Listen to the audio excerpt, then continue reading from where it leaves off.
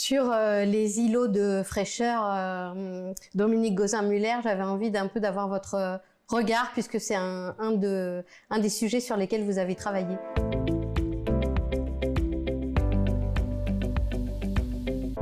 Je crois qu'il y a quelques chiffres qui parlent d'eux-mêmes. L'année de la canicule, en France, il y a eu jusqu'à 8 degrés de différence entre le centre de Paris et des villes de banlieue situées à une quarantaine de kilomètres.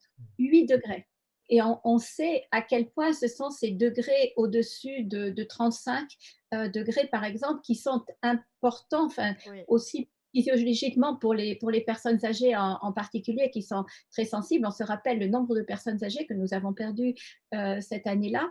Et donc, il faut absolument travailler sur cette intégration de la nature en ville.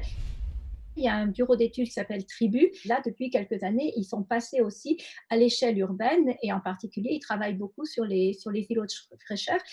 Quand on regarde l'architecture vernaculaire, l'architecture arabe, eh bien, nous avons la présence du végétal et de l'eau. Parce que de tout temps, le rapport à l'eau a été aussi un des vecteurs d'attractivité d'une ville.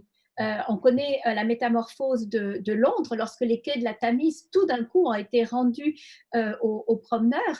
À Lyon, par exemple, depuis la transformation des berges, d'abord du Rhône et après de la Saône, ça a complètement transformé la ville. Il y a vraiment tout un travail là-dessus.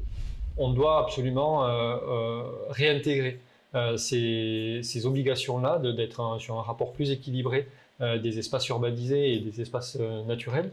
Physiologiquement, ça marche, mais pas que, puisque du coup, ça participe à énormément d'éléments positifs pour la vie ensemble, notamment la notion d'îlot de fraîcheur, dont on parle souvent, mais qui effectivement va devenir de plus en plus nécessaire et important dans les années à venir avec un changement climatique qu'on aura du mal à freiner de manière radicale. Donc ces îlots de fraîcheur sont indispensables.